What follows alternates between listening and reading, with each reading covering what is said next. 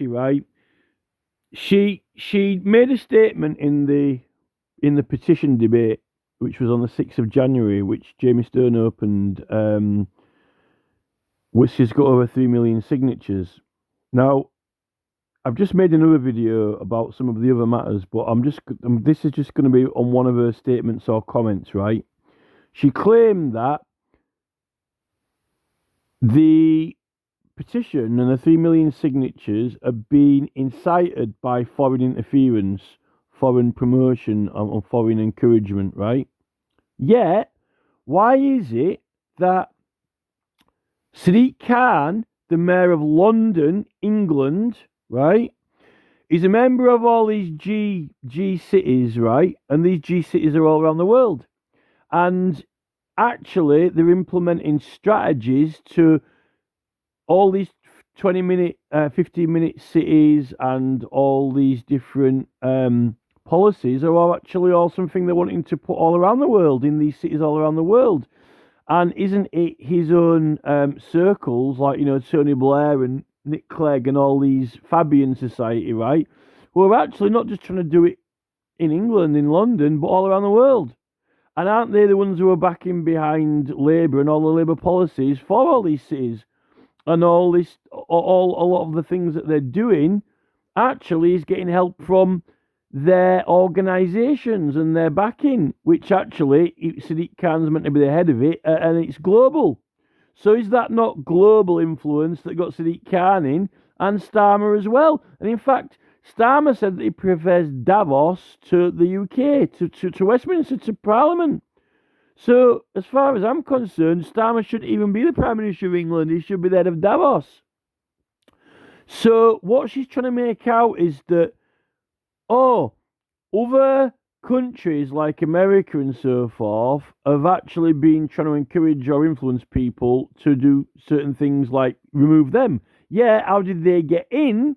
Because of all this backing and all these policies and plans for cities that are global, and they're implementing in other countries through the United Nations, through the World Health Organization, through NATO, and through basically all these cities around the world.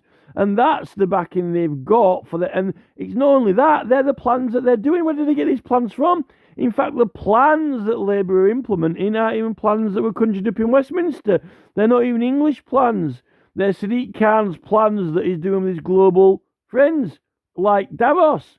So she couldn't be more of a hypocrite. And then it's a separate video that I've done about her other points about the election petition and the history of it. Actually, it's always privileged to Parliament. It was only in 1868 when they opened it up to the courts, so they could have a special election court where normal people could challenge it through the courts rather than by petition. What's the reason? Because Parliament was too corrupt.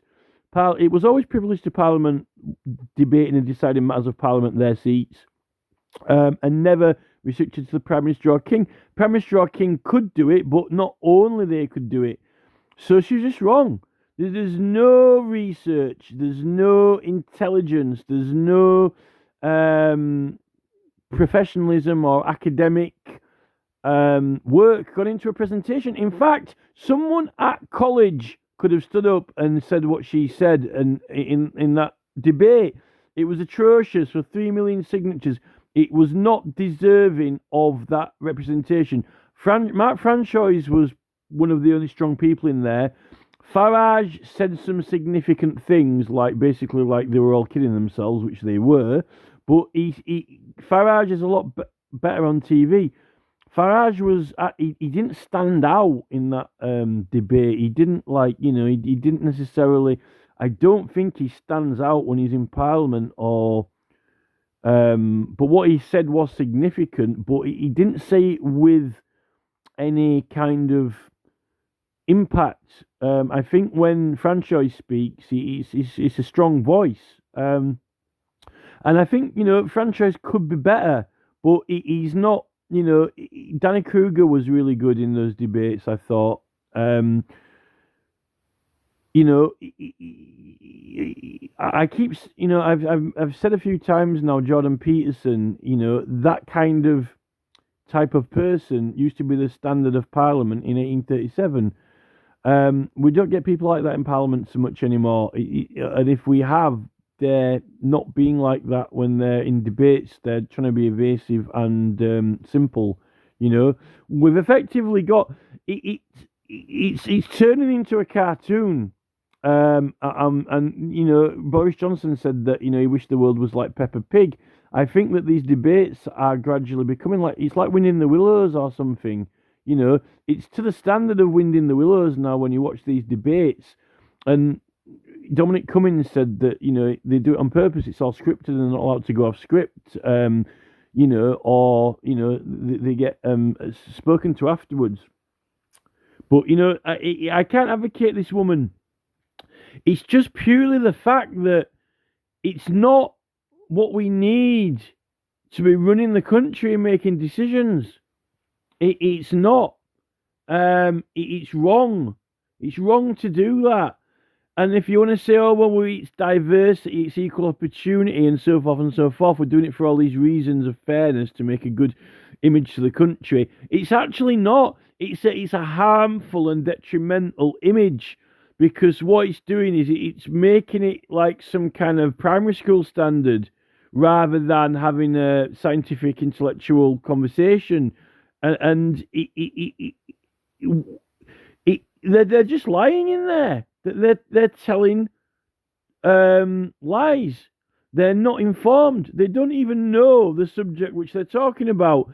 How it could get like this when we've got all these London businesses, multimillionaires, billionaires, and so forth, science labs, Oxford University, Cambridge, all these places around the country must be laughing. They must. I don't know what they must think of these debates, but they're making billions, so they're not bothered. It is us, the people, who are signing these things to try and do something about what's happening to the country, who are getting fobbed off. So this woman's wrong. She's just wrong. And as for being hijacked, I'd say Sadiq Khan's even getting a knighthood. He's even getting a knighthood when apparently that he hasn't even lowered the pollution, notably. All his policies are coming in from abroad, from his worldwide global networks. How are Labour getting elected? Where are they getting the backing and funding from? It's all their policies are coming from abroad. She's criticising influence for elections coming from abroad, yet all their policies and plans and ideas that they're doing to the country are coming from Davos, not from Westminster. And Starmer even said that he prefers the other country. Starmer should actually, this. We're on the borders of treason with this Act of Settlement 1700, with what's actually going on. In fact, Starmer could be investigated for colluding with foreign countries, and the only reason they're not doing that is because they're meant to be allies. If it was Putin, then it would be different. But because they're our friends and we're not at war with them, right? We're allowed to bring all these foreign policies in. Just a minute, we debate our government in Westminster. We don't decide the future of England in Davos. We're not in the EU. We're not even in the EU anymore. Starmer should be on trial for working with foreign entities to take over this country.